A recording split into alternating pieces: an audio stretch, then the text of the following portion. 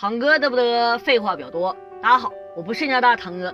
今天咱们来看一部悬疑惊悚剧《我的丈夫在冰箱里沉睡》。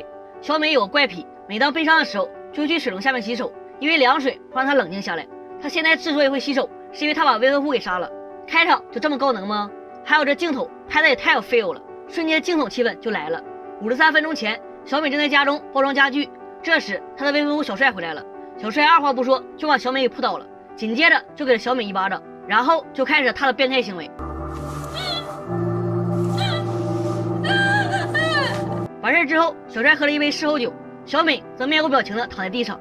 随后小美走到小帅身后，拿起酒瓶砸晕了小帅，之后又拿起丝带勒死了小帅。洗完手冷静下来，小美决定埋了小帅。她决定去储藏室拿工具。到了储藏室后，小美发现了一个闲置的冰箱，于是她把小帅尸体装进袋子后，又把小帅尸体放进了冰箱里。此时储藏室里的流氓兔也格外的恐怖。咦，突然背后发凉。处理完这些事后，小美打开音乐开始放松心情。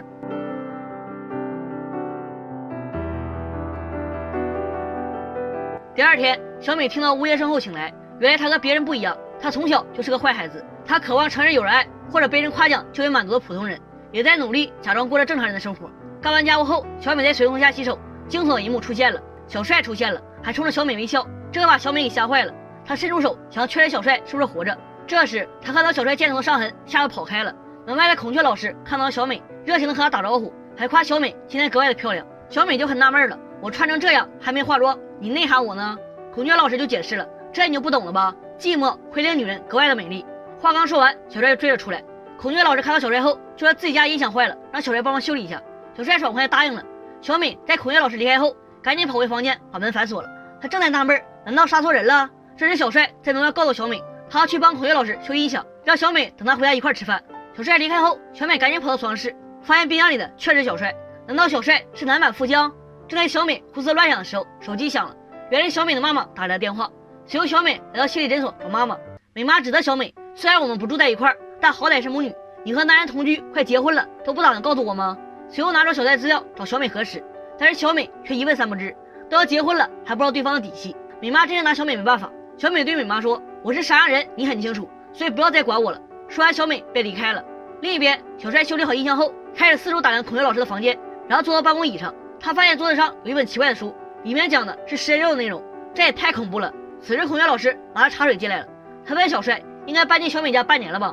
小帅一听赶紧解释，我可不是吃软饭的，我们是要结婚的关系。孔雀老师一听很惊讶，像小美这种另类是没办法和人一块生活的。小帅很好奇为什么这么说，孔雀老师就解释，那是因为小美很想搬到这里住，她一直是一个人。小帅就反问孔雀老师，你也是一个人住吗？孔雀老师回答道，自己是孤家寡人，没有亲戚朋友，也没有谈过恋爱，连宠物都从来不养。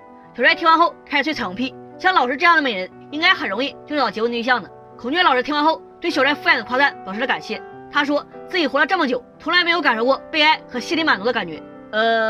这么听来，感觉孔雀老师应该和小美是同一种人吧？小美在家门口给自己打了口气，然后走进家中，她四处查看了一下，发现家中没人，小帅果然消失了，她终于松了口气。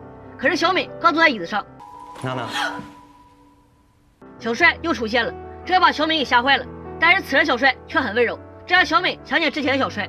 两人刚在一起时，小帅是如此温柔，能让恐惧外来的小美感到很心安。但是1周前的小帅突然变了，他开始变态的、粗暴的对待小美。小美实在忍不了了，所以昨天晚上杀死了小帅。眼前的小帅还是如此温柔，他见小美没吃早饭便出门了，于是起身帮小美做早饭。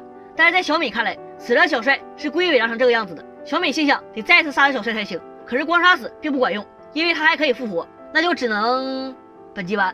根据下集预告来看，小美把杀的小帅给剁了，然后把死的小帅做成菜给活着的小帅吃。妈耶，这是什么恐怖剧情啊！之后小帅还向小美求婚，美妈也亲自来见了小帅，警察也来找小美了，难道是发现什么真相了吗？